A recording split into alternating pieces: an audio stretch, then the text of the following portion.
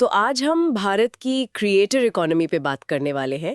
ये अब सिर्फ कुछ यूट्यूबर्स या ब्लॉगर्स तक सीमित नहीं है। नहीं, बिल्कुल नहीं। ये तो एक मल्टी बिलियन डॉलर का मतलब एक बहुत बड़ा इकोसिस्टम बन गया है। हाँ, जिसमें फाइनेंस से लेकर गेमिंग और फिटनेस सब कुछ है। सही कहा।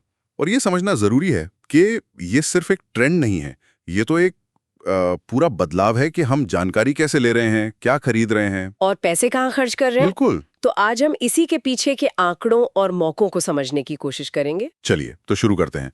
सबसे हैरान करने वाली बात तो इसका पैमाना है। इसका साइज। हाँ, भारत में 10 करोड़ से ज्यादा क्रिएटर्स हैं। 10 करोड़। हाँ, लेकिन यहाँ एक दिलचस्प बात है। इस क्रांति को बड़े बड़े सितारे नहीं बल्कि वो छोटे छोटे क्रिएटर्स आगे बढ़ा रहे हैं। माइक्रो और नैनो क्रिएटर्स। जी। और इसकी एक ही वजह है प्रामाणिकता, मतलब ऑथेंटिसिटी। भरोसा। हाँ, भरोसा। पारंपरिक विज्ञापनों का असर अब वो कम हो रहा है।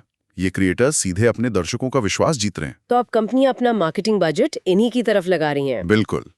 वो अब उपदेश देने के बजाय साबित करने के सिद्धांत पर काम कर रहे हैं। Prove instead of preach. और यहाँ पर एक और दिलचस्प आंकड़ा आता है। ये इकोनॉमी भारत के कुल उपभोक्ता खर्च का लगभग 17 से 20% हिस्सा प्रभावित कर रही है, जिसकी कीमत करीब 20 से 25 बिलियन डॉलर है। हाँ, लेकिन एक विरोधाभास भी है। वो क्या? कि इन 10 करोड़ क्रिएटर्स में से सिर्फ 8 से 10% ही अपने कंटेंट से पैसा कमा पाते हैं। ये आंकड़ा बहुत बहुत अहम है ना?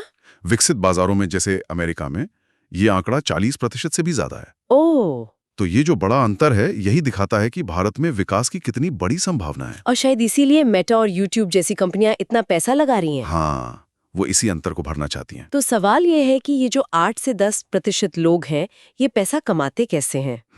ये सिर्फ विज्ञापनों से तो नहीं आता होगा। नहीं, कमाई के कई तरीके हैं। ब्रांड डील्स हैं, स्पॉन्सर्ड पोस्ट्स हैं, सब्सक्रिप्शन मॉडल भी है। हाँ, सब्सक्रिप्शन मॉडल, एफिलिएट मार्केटिंग, और कुछ तो अपने खुद के प्रोडक्ट्स भी बेचते हैं। मतलब अब वो सिर्फ कंटेंट नहीं बना रहे, वो एक पूरा डिजिटल स्टोर फ्रंट बन गए हैं। और इस पूरी डिजिटल दुनिया को चलाता है एल्गोरिदम। बिल्कुल, एल्गोरिदम ही राजा है। कंटेंट की सफलता कुछ चीजों पर निर्भर करती है, जैसे कि एंगेजमेंट, लाइक्स, कमेंट्स, शेयर्स। हाँ, एंगेजमेंट सबसे जरूरी है। फिर कंटेंट दर्शकों के लिए कितना प्रासंगिक है, पोस्ट करने का सही समय क्या है, और वीडियो का फॉर्मेट भी। आजकल तो शॉर्ट फॉर्म वीडियो का ही जमाना है। सबसे आगे। हाँ। रील्स और शॉर्ट्स। तो भविष्य में क्या होने वाला है? देखिए, 5 बड़ी ताकतें इस इकोनॉमी को नया आकार देंगी। अच्छा। एक तो है यूजर जनरेटेड कंटेंट, यानी यूजीसी। दूसरा लाइव और सोशल कॉमर्स, मतलब वीडियो देखते देखते शॉपिंग। बिल्कुल। और फिर है एआई से चलने वाले क्रिएशन टूल्स और इमर्सिव एआर वीआर। तो अगर इन सबको एक साथ देखें तो ये साफ है कि क्रिएटर्स अब सिर्फ मनोरंजन नहीं कर रहे, नहीं, वो संस्कृति और कॉमर्स दोनों को एक साथ चला रहे हैं। स्क्रॉल करते करते कंटेंट को कॉमर्स में बदल रहे हैं। सही कहा।